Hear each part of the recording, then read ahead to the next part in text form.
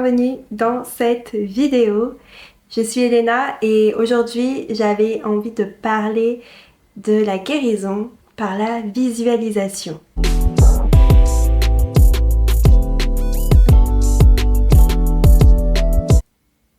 Je me suis souvent demandé, surtout lorsque j'ai eu ma levée d'amnésie et que je me suis souvenue de mes traumatismes d'enfance, est-ce que je pouvais changer mon état intérieur?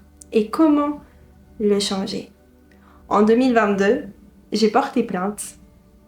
Et lorsque j'ai porté plainte, mon psychologue m'a fait un rapport. Un rapport de comment l'EMDR, la thérapie EMDR, la thérapie par les mouvements oculaires, a pu m'aider pour la guérison de mes traumatismes et quels étaient les symptômes qui sont ressortis à cause de ces traumatismes. Alors d'abord, il y a eu l'anédonie, l'absence de plaisir, l'incapacité à avoir du plaisir, mais des tas d'autres symptômes comme l'anxiété sociale et surtout le stress post-traumatique. En lisant ce rapport, je me suis dit, est-ce que c'est possible de changer? J'avais développé une personnalité, je m'étais identifiée à cette personnalité en 2022, à cette personnalité qui revit le traumatisme dans son corps, dans son esprit et dans son monde émotionnel. Et en effet, à cette époque, j'étais encore guide touristique. Mais comment être guide touristique quand on a de l'anxiété sociale? Et je commençais à développer mes événements bien-être. Mais malheureusement, tout remontait à la surface. Alors en extérieur, ça ne se voyait pas, mais à l'intérieur, je souffrais énormément. C'était plus du tout aligné et c'était le moment pour moi d'entamer ce chemin de guérison. Cependant, quand j'ai lu ce rapport, eh bien à ce moment-là, je me suis dit, est-ce que ce serait possible de me voir autrement, de m'observer autrement? Je me suis posé la question quelques secondes parce que j'ai directement eu la réponse de mon intuition au fond de moi. Je me souviens, j'avais cette voix qui m'a dit « Oui, c'est possible de changer et ce qui est marqué sur ce rapport ne définit pas réellement qui tu es.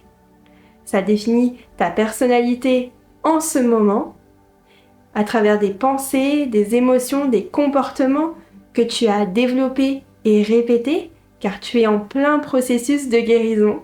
Mais non, ça ne te définit pas et tu vas changer. » Il y a eu cette intention qui est venue comme des tripes du cœur, un savoir qui était déjà là en moi. Je savais que pour moi, c'était possible de changer. Un savoir qui était de l'ordre du cœur plus que de la logique. Ça ne venait pas de mon mental, de mon ego, puisqu'à ce moment-là, mon mental, mon ego me tirait vers le bas. Pour moi, j'avais plus la capacité de faire guide, j'étais incapable, je me sentais nulle et toutes ces croyances limitantes qui étaient en moi, dues au traumatisme, dues au trauma que je gardais en moi. Le traumatisme, pour moi, c'est différent de l'événement traumatique. Et si tu t'intéresses au traumatisme, qu'est-ce qu'un trauma, quelles sont les causes du trauma, je t'invite à t'intéresser au docteur Gabor Maté. Mais pour moi, j'avais ces blessures à guérir et j'avais la croyance limitante que c'était pas possible de faire les deux. Donc, je revivais ce trauma, cette blessure de l'abus sexuel dans mon corps à travers des flashbacks, des sensations, des pensées, des souvenirs. Et c'était devenu ma réalité. Je visualisais ça. Et je le manifestais aussi à travers des expériences dans le réel. Du moins, je pensais manifester ça. Je m'identifiais encore à ça, comme si j'en étais la victime. Parce qu'à ce moment-là, j'étais encore victime de ces événements. Et je me suis demandé, est-ce que c'est possible pour moi de changer? Est-ce que je peux me visualiser autrement? J'ai demandé à l'univers, à la vie, à mon intuition, de me montrer des preuves comme quoi ce serait possible de changer de vision. J'ai posé une intention en fait. À ce moment-là où j'ai lu ce rapport, j'ai pris le temps de voir la réalité en face, d'accepter qui j'étais réellement. C'est important de le faire pour pas être dans le déni, surtout lorsqu'on souffre, surtout quand on a cette levée d'amnésie, qu'on commence à se souvenir ou qu'on vit le traumatisme, qu'on est dans une situation traumatisante. La première étape, c'est d'en avoir conscience et d'accepter. Et voir ce rapport, eh bien, ça a été la première phase d'acceptation. Je me suis vue, je me suis visualisée. Une visualisation qui n'était pas en totalité vraie. C'était ma vérité à ce moment-là, mais ce n'est pas la réalité. Mais je le savais au fond de moi. Du coup, j'ai décidé de m'ouvrir aux possibilités. Déjà, j'avais cette envie, cette ouverture d'esprit. Et si tu es dans cette vidéo, je pense que c'est parce que tu te poses des questions, parce que tu as remarqué qu'il y a quelque chose en toi qui a envie de changer, que c'était possible pour toi. Je pense que si tu tombes sur cette vidéo, c'est que c'est possible pour toi. Et c'est possible pour tout le monde. Mais là, l'univers, la vie t'envoie un message comme quoi c'est une preuve sur ton chemin. C'est ça, continue. C'est peut-être qu'un petit pas, qu'un petit bout du chemin, mais c'est le chemin. Et moi, après avoir posé cette intention, eh bien, il a commencé à avoir des preuves. Quand on pose une question, je pense que l'univers répond. Il y a une loi dans l'univers, dans la loi de l'attraction. Eh bien, quand tu poses une question, l'univers te répond. C'est comme quand tu poses la question « Pourquoi ça m'arrive ?» Eh bien, l'univers va te répondre. Eh bien, moi, j'ai posé la question « Comment me visualiser autrement ?» Et c'est arrivé. J'ai commencé à m'intéresser à la physique quantique, aux neurosciences, un peu plus approfondies. Au début, je m'intéressais beaucoup au côté spirituel, à la méditation, mais j'étais beaucoup dans la pratique. Et là, j'avais envie de m'intéresser au processus, à la théorie. Qu'est-ce qui se passe? Qu'est-ce qui se passe en moi? Quels sont les changements en moi? Puisque, en fait, avec cette guérison que j'entamais, j'étais capable, d'observer mes ressentis. J'avais les sens un peu plus développés puisque je revivais cette anxiété, ce stress, ces peurs que j'avais vécues lors du traumatisme. Je me suis replongée dans la programmation neurolinguistique, la reprogrammation par le langage, et par ces techniques avec la programmation neurolinguistique, il y a la visualisation, souvent, qui est utilisée. Cette visualisation, on va pouvoir utiliser nos 5 sens. Et si on ne peut pas visualiser, juste la pensée peut nous permettre de revivre l'expérience. Mais j'ai commencé à découvrir des méditations de saut quantique. Les méditations de saut quantique que j'utilise d'ailleurs au quotidien.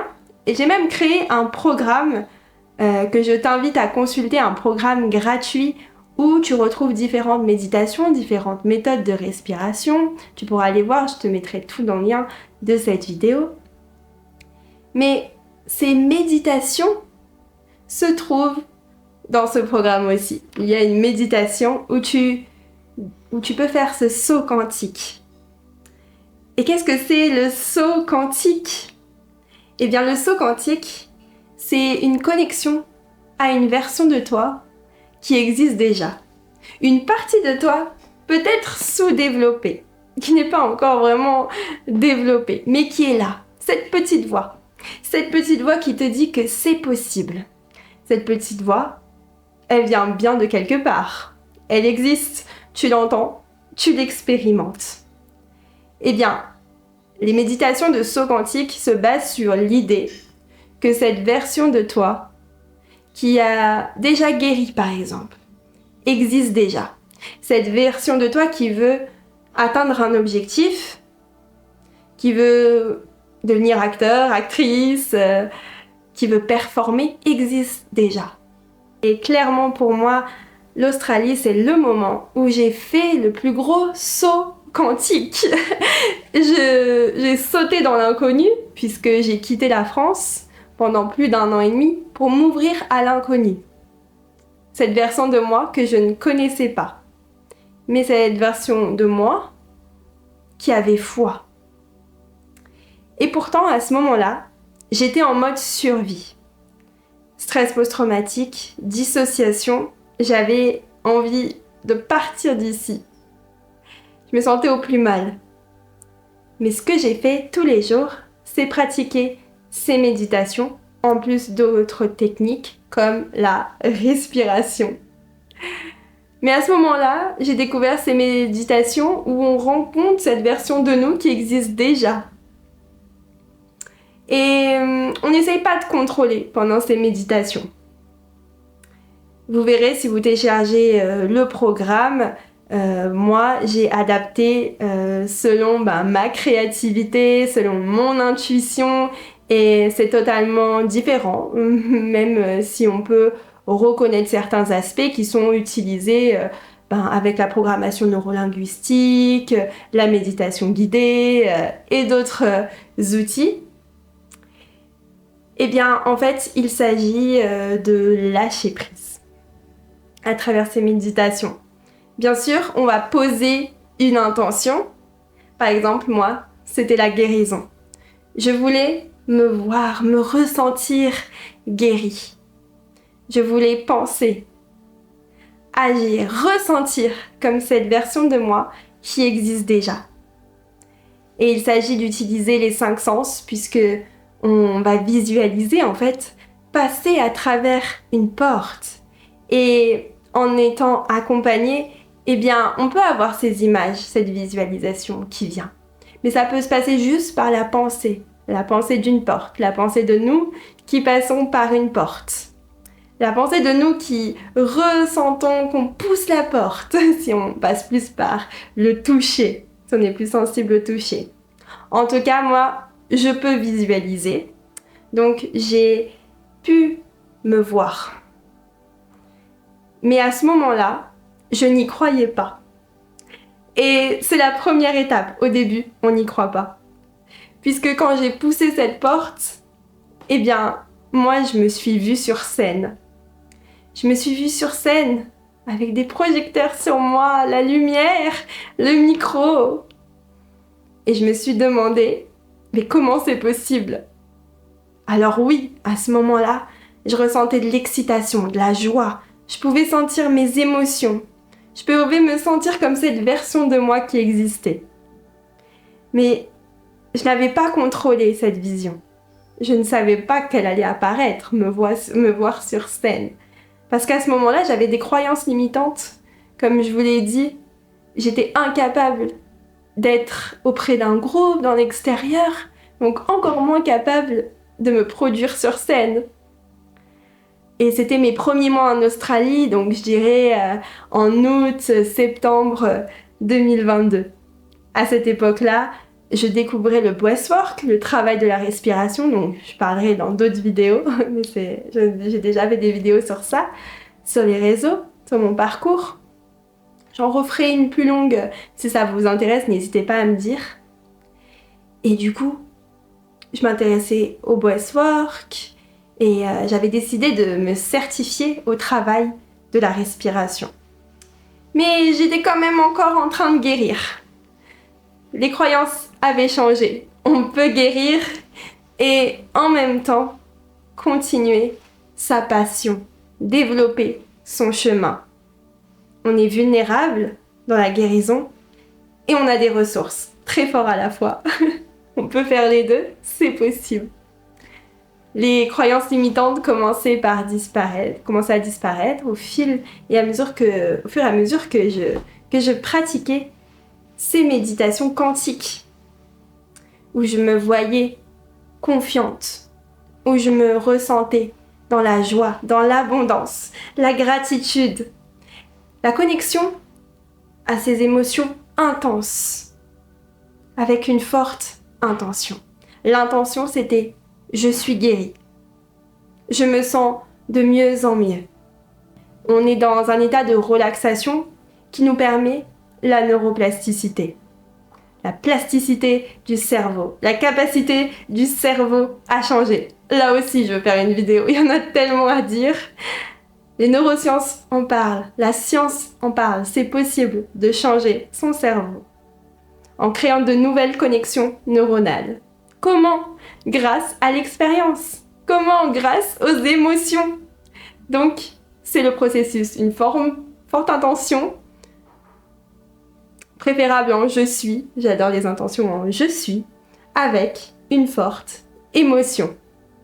Ressentir ces émotions pendant l'expérience, pendant qu'on se connecte à cette version de nous qui existe déjà. Et par la répétition, on crée l'expérience pour notre corps, qui ne fait pas la différence entre une expérience réelle ou imaginaire. Et c'est en pratiquant, en méditation, qu'on peut se connecter à cette version de nous. Et il y a des messages, des messages intuitifs qui vont venir.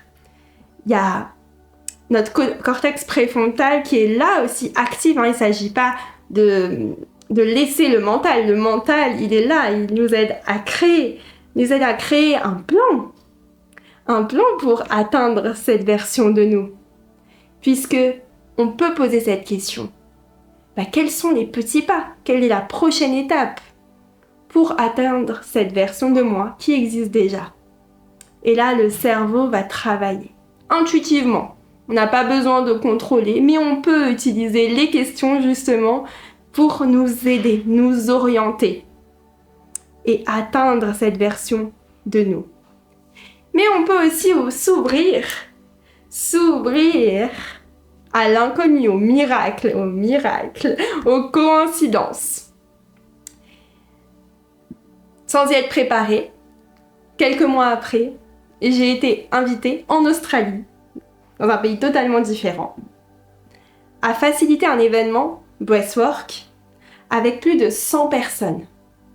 C'était des personnes qui m'ont guidée, deux coachs, Kirsty et Beau, de Believe in Your Breath, croire en sa respiration, sur Instagram, qui m'ont contacté, qui m'ont dit « On a vu ton évolution, est-ce que tu voudrais faciliter un événement avec nous à Melbourne ?» Alors là, je pensais même pas que c'était réel, jusqu'au jour J. Au jour J où je me suis retrouvée sur scène à parler devant 100 personnes, en anglais, devant des Australiens. Là, ça a été le plus gros saut quantique, un saut quantique de ma vie. Et cette expérience, c'était pas suffisant pour mon corps à ce moment-là. Il a fallu répéter. Alors, j'ai demandé, tout en pratiquant la méditation, j'ai demandé plus de preuves dans ma réalité extérieure que c'est possible pour moi et que je suis capable de parler sur scène. J'ai eu d'autres occasions de faire des conférences en Australie et ça a pris du temps pour incarner cette version de moi qui est guérie, qui est capable d'être sur scène. Puisque c'est en rentrant d'Australie que j'ai découvert le stand-up. Et j'ai découvert le stand-up et j'ai pu transformer l'énergie de mes traumatismes, de ma guérison. Je suis passée de l'observateur. Je suis passée pas en étant l'observatrice. Je suis créatrice, je suis l'observatrice et je suis actrice de ma réalité. Je suis capable d'être sur scène et de transformer cette énergie du trauma, de visualiser une nouvelle perception de moi et du traumatisme. Puisque dans mes écrits, quand j'écris un texte en ce moment pour le stand-up, eh bien, c'était lié à mon passé. Et j'en ai fait une force. Je me suis offert une nouvelle vision. J'ai visualisé une nouvelle version de moi. Tout en parlant et en partageant mon expérience avec le traumatisme. Alors bien sûr, sans que ce soit déprimant. J'ai pas besoin de raconter tous les détails. J'ai pas besoin de revivre le traumatisme. Je le transforme grâce à la visualisation. Voilà le pouvoir de la visualisation, de ce saut quantique. Et si c'est possible pour moi, c'est possible pour toi aussi. Alors, est-ce que tu t'intéresses déjà à la méditation? Est-ce que tu as déjà entendu parler du saut quantique? Est-ce que c'est nouveau pour toi? Et est-ce que tu penses que c'est possible pour toi de te connecter à cette version de toi qui existe déjà, qui expérimente déjà cet amour, cette joie, cette gratitude? Dis-moi dans les commentaires. Je t'invite à télécharger mon programme gratuit où tu retrouveras différents types de méditation et de respiration pour te connecter à la confiance en toi, à l'estime de toi, à l'amour, à la joie, à l'abondance, pour aller chercher cette version de toi qui existe déjà. Je te remercie de m'avoir écouté. N'oublie pas de t'abonner pour suivre plus de podcasts, de partager, de commenter pour me soutenir et à très vite sur Intuitive Voices. Prends soin de toi.